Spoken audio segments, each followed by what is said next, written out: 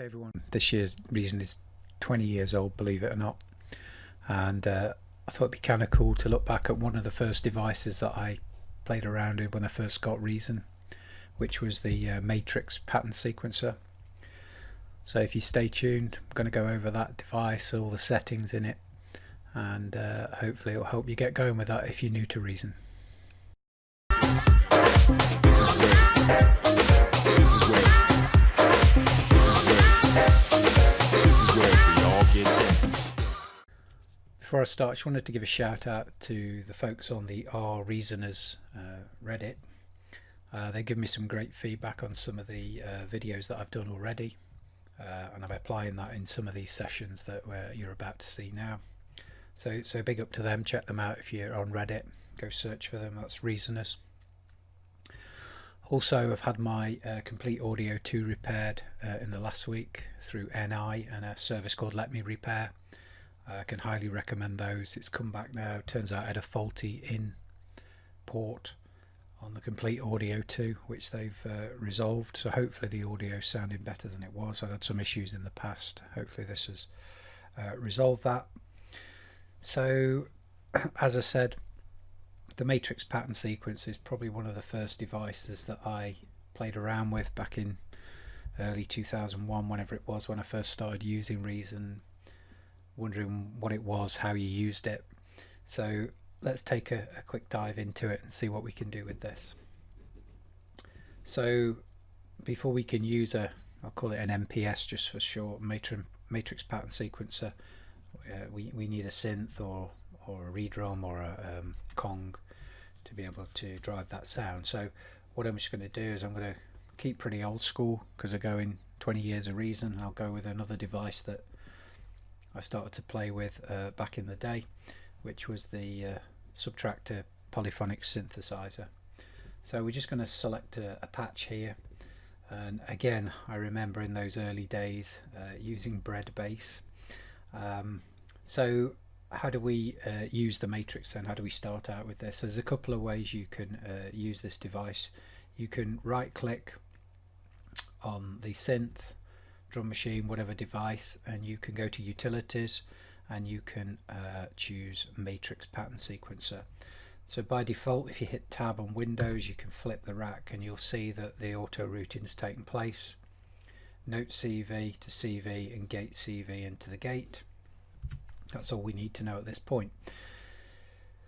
So looking at the Matrix at sort of a high level, just to get off the ground before we dive deeper into some of these features, you can just hit this run icon here, and each one of these is where you're drawing in to fire the gate, right? So if we hit run now, it's going to fire every time. Okay, and we can take these out, so we can use the mouse and we can pull down as we drag, and we can wipe all those out, and if I play now, nothing's going to play at all. Or I can draw them in and run it again, and then it will fire. So the idea is this device will repeatedly play back a pattern of a specific length. Okay, so what does that mean? So you'll notice here I've got 16 steps here, and it defaults to 16 when you kick up the device, but if you click on that with the left mouse and move up or down, you can extend that up to 32 steps, which is the maximum. And then of course we're going to have to sort out the rest of these, how they fire. So we can just do something like this, and that will just keep circling forever and a day. If I press play here, it's going to keep firing, although we've got nothing in the sequencer at the bottom. That will just keep going forever and a day. So again, we can pull down and drag to clear that out. There are some shortcuts to that. If you right click on the device, you've got some context menus here to clear pattern. You can cut, copy, pattern, paste the patterns as well. So let's have another further look around it to see what we've got here. So you've got 8 particular patterns here you can have, so you can click around these and program in 8 patterns across the 4 banks, A, B, C and D. So we'll take a look at that later on in terms of how we can automate that. There is another way that you can get this device onto that synthesizer. We kind of drag, we right click and we did a create through utilities. But if we just right click, delete this device and tracks, it will disappear from the sequencer. There is another way. We can go to utilities here and we can come and just drag this in. If you hit tab, again it auto routes. For those that you don't know, if you do the drag with shift down, the auto routing won't take place, right? So you'll have to manually do note CV to CV and gate to gate, and then we're back where we were before. So let's do something within this particular pattern here. So what I'm going to do is I'm going to create just a simple pattern here that we can fire, and then we're going to do, we'll just drop it down an octave.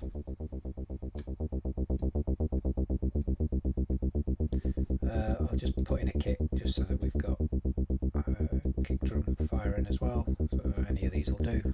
I'll drop it in the rack. So in terms of laying down ideas, super quick. You know, you can get going with this and you can come up with some ideas. So let's take a look at some of the other features within this matrix pattern sequencer. So as I'm drawing in here, you can see with the left click of the mouse, it's drawing in a single a gate trigger here, if you like. If you use tie here, you can do a full, and you'll see what that looks like when we send it into the track in a second. Another quick way of doing that is you can, if you just left click on its own with the mouse, you'll get the single, but if you hold shift and do it, you'll get it the tie automatically together. So that's kind of a quick way of using tie there to be able to do that. So if you hold down shift and click, you can draw right across there. So you can think of these as you're drawing these in, it's a little bit like velocity. So how hard you want that to hit. So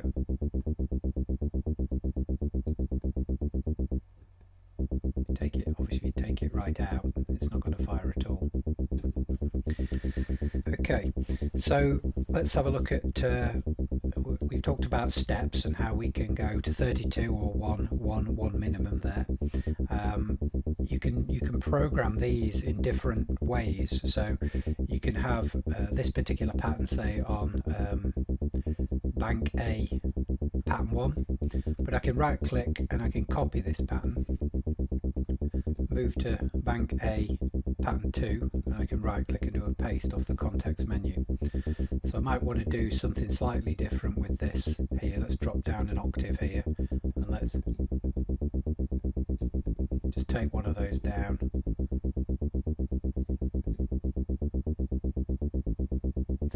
So it's slightly different to pattern 1. You see we just made a slight tweak there. Okay, so again, if you right click, you've got a bunch of options here: cut, copy, paste and clear.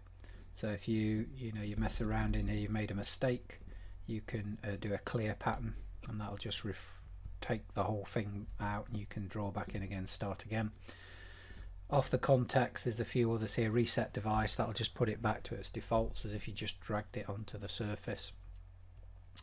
There are some interesting things a little further beneath that, things like shifting pattern to the left, shifting pattern to the right, moving it up an octave, down an octave. Randomized patterns, quite interesting. So if we keep it there at C, we can start to mess around with this. So you can see some of them are tied, some are not. So there you go, you can soon come up with some cool ideas there to play around with. So let's have a look at how we automate some of these patterns then, right? Because there's a few things that we can do here to lay this down into the sequencer below.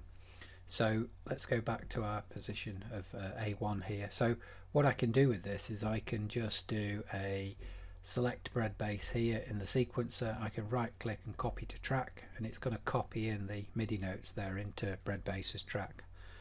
This little icon here for pattern will turn it on and off. So if that's disabled, I try and play it here, it's not going to do anything because it's disabled. But if I play it here on the main transport control, that's going to play. Okay, so that's one way. So you've got a single pattern in there you want to get into the sequence, so you can just right click, copy pattern to track.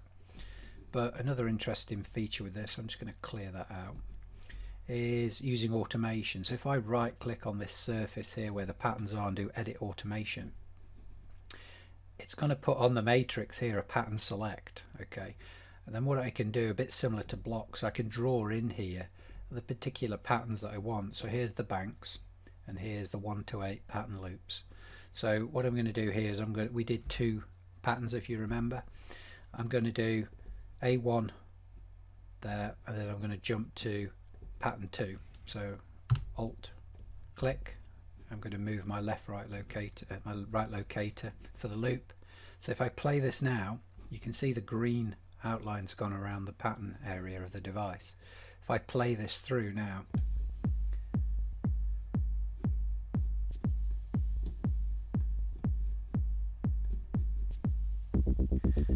making sure that you've got the pattern enabled here, because again you'll see there if it's turned off it's not actually going to play, so you need that enabled, but it's going to switch. So here's A1, now we're in A2, and you can do as many of those as you want to make your 16 bar loop, whatever it is, really interesting. Okay, so we've got if we move kind of over to the right here, we've talked about steps, 1 min, 32 max, but we've also got this resolution. So the resolution allows you to change, you know, the speed at which the pattern is played. Okay, so you're essentially changing the length of each step. Okay, so but it keeps it in sync with the project's tempo. Okay, so let's see an example of this. So if we play, I'm going to get rid of the pattern select here. Okay, so I'm just going to delete the lane data there, and we're going to go back here. So I'm playing, I'll go to A1. So here, look, if I tweak the resolution,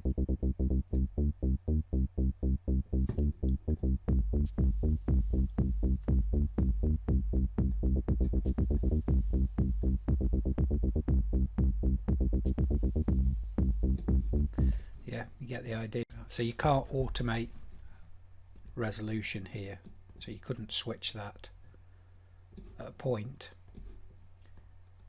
but you can change the individual pattern. Okay, so we could have this one at 116, but 2. So if we wanted to do what we just did there, kind of in a live session, what I can do is I can take, say, this, I can copy it, I can put it into 3 or 4, we put something into 3 if I paste that, but I can drop the resolution on this one. So if we go back to our first scenario, edit automation, pattern select, I can do A1 there, and then I'm going to drop this to A4. Okay, so you'll get the idea.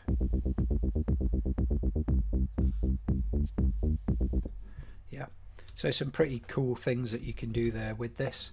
So let's talk about shuffle for a second. So this adds sort of like a rhythmic feature to your music, adds more or less kind of a swing feel to it, and you can turn that on there, and that's controlled inside Groove, as I understand it, in the global shuffle down there.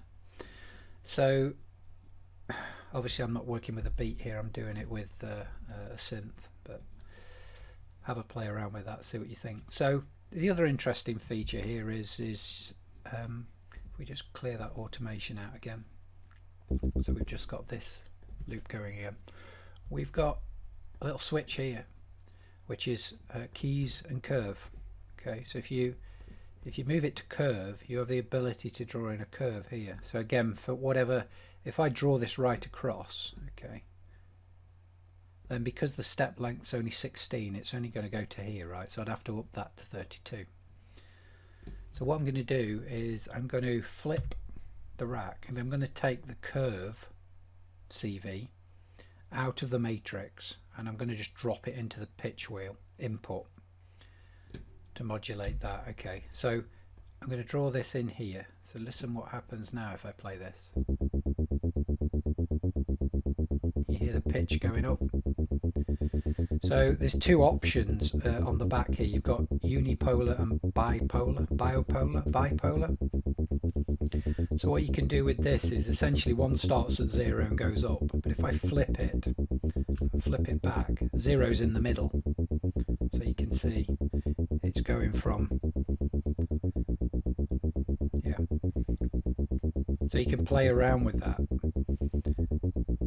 But the interesting thing is just see what you can do with this in terms of sound design. Let's put it in the mod wheel.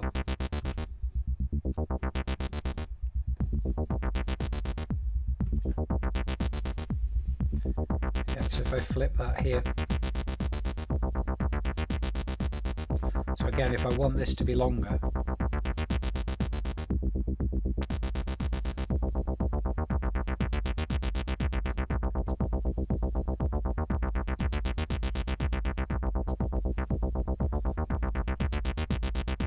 which is pretty neat.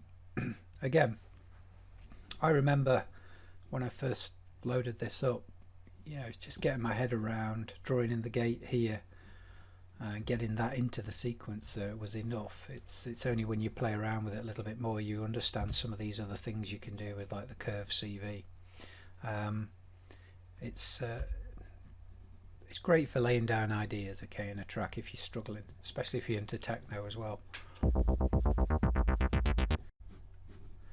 So as I said, let's take a look at how this goes into the sequencer as MIDI notes. Okay, so what I'm going to do here is I'm going to just copy pattern to track like I did before. Now, depending on where you've got your focus, it's going to go into the matrix. Okay, now if I turn the pattern off here and it's in the matrix lane, if you like, down here, nothing's going to happen. So what I can do is I can move it onto the lane of bread bass, so the MIDI notes are triggering obviously the subtractor.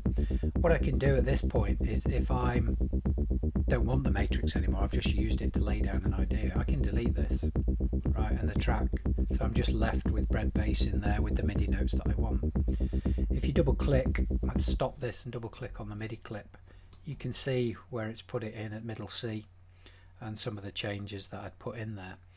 Okay, so again, what you can do with this is you can just mess around with this. Now if I'm not happy with that note, you know, I can use control up arrow, down arrow to move these things around and play around with it. Let's just undo those steps with control Z.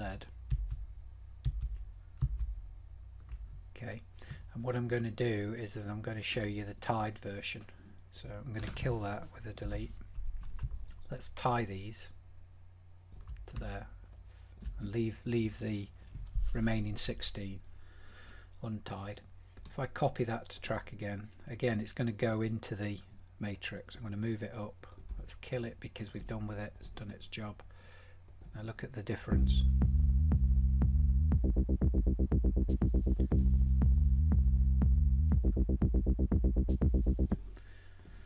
So again, you can use the matrix in your projects and they stay there, or you can just use them temporarily, chuck the MIDI notes into the sequencer, get rid of it. It does make your sequencer cleaner in terms of you don't have those matrix devices in there if you don't want them. You can just remove the track as well, I think, but I tend to clear them out when I'm done if I'm happy, but you can just leave them there, it's not going to cause any problems. So that's a video covering the matrix pattern sequencer. Again, one of the first devices I remember trying to learn when I loaded up Reason 2 when I first got that. So have a play with it. If you like the video I've just done, subscribe, and I look forward to doing some ones in the future. Again, just a shout out to Reasoners on Reddit. If you're on there, go check them out. You get some great feedback on there. A great bunch of people will give you feedback on your tracks, or got any questions around Reason. Yeah.